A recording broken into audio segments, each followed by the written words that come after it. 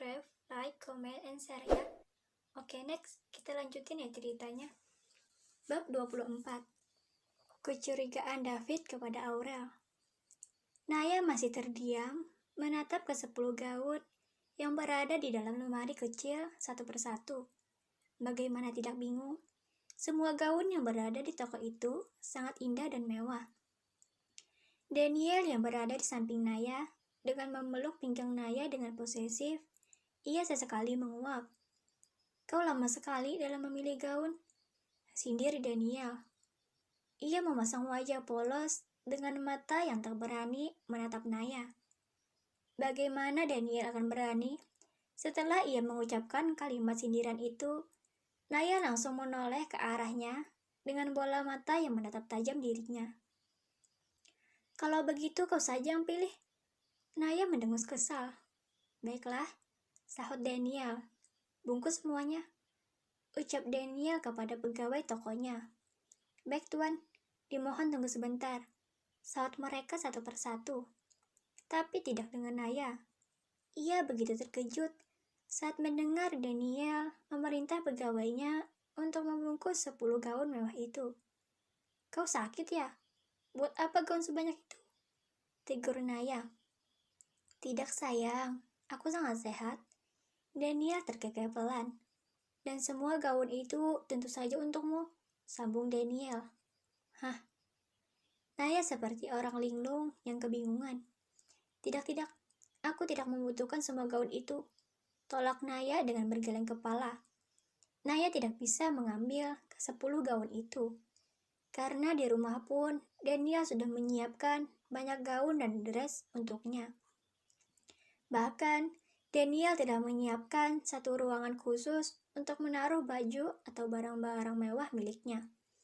Bukan hanya baju atau sepatu, Daniel sudah menyiapkan banyak tas-tas berkualitas dan juga perhiasan berlian. Waktu kemarin Daniel menunjukkan semuanya, betapa terkejutnya Naya melihat banyaknya barang-barang miliknya. Di dalam ruangan itu, semua barang tersusun begitu sangat rapi dalam lemari. Dan ada satu tablet di setiap satu lemari. Tablet itu dipergunakan untuk mencari tahu apa saja yang ada di dalam lemari tersebut. Ia membersihkan ruangan itu pun ada 5 orang khusus. Mereka harus membersihkan debu-debu kecil yang tak terlihat. Semua telapak tangan mereka harus menggunakan sarung tangan. Karena Daniel tidak ingin jika sidik jari mereka ada di setiap barang-barang. Ya, baiklah sayang," sahut Daniel lagi. Ia bergeleng kepala melihat tingkah menggemaskan Naya. "Aku ingin berjalan-jalan," pinta Naya dengan wajah imutnya. Bahkan Naya mengedipkan satu matanya kepada Daniel. Daniel menyipitkan matanya. Ia memutar bola matanya kanan dan kiri. "Awas saja kalau ada laki-laki yang melirik istri kecilku," batin Daniel kesal. "Tidak boleh begitu di tempat umum." Daniel menyentil kening Naya pelan. Itu hukuman buat Naya karena sudah bertingkah geni di depan umum. Bukannya Daniel marah, ia hanya tidak suka Naya mengedipkan mata kepadanya di tempat umum. Bisa saja para pria melihat itu dan akan menjadi salah paham. Naya mengerutkan bibirnya, menatap Daniel dengan cengengesan. "Rasakan nih." Naya langsung mencubit pinggang Daniel dan langsung berlari keluar. Sebelum menjauh, Naya menjulurkan lidahnya kepada Daniel dan membentuk kedua jarinya huruf P. "Hei kau, mau lari kemana kau sayang?" panggil Daniel. Ia pun langsung mengejar Naya. Keduanya keluar dari toko, seperti baru saja merampok. Mereka berlari. Naya yang berada di depan, ia sedikit bingung. Naya bingung ia harus berlari kemana. Sedangkan ia saja tidak tahu setiap selok-beluk pusat perbelanjaan itu. Naya pun menghentikan langkahnya. Baru saja Naya berhenti, pinggangnya sudah ada yang memeluk dari belakang. "Akan kuhukum kau nanti," bisikan dari Daniel membuat bulu kuduk Naya merinding. Naya seperti orang yang keselak biji salak di tenggorokan. ia membulatkan matanya.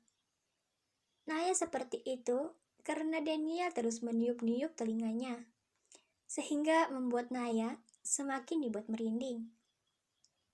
1 jam sudah berlalu. David dan Aurel masih berada dalam pesawat.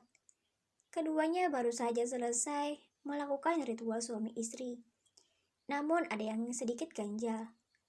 Saat ini, Aurel sudah tertidur tanpa sehelai benang pun. Sedangkan David, ia masih terdiam sambil berpikir. Darah lagi.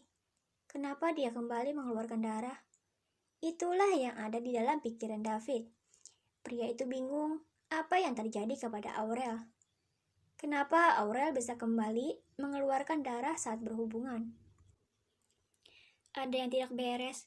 Sepertinya aku harus membawanya ke rumah sakit untuk diperiksa, ucap David pelan. David pun pergi dari kamarnya, meninggalkan Aurel sendiri. Pria itu berharap apa yang ia pikirkan tidak benar. Mana mungkin dia berhubungan dengan banyak pria.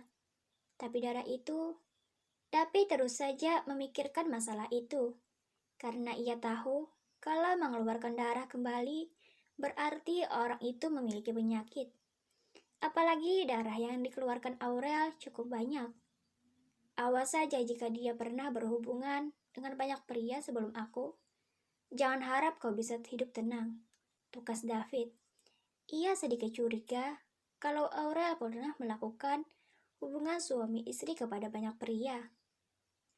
Di bandara, saat ini ada seorang kakek baru saja tiba. Kakek itu tak lain adalah kakek Juan.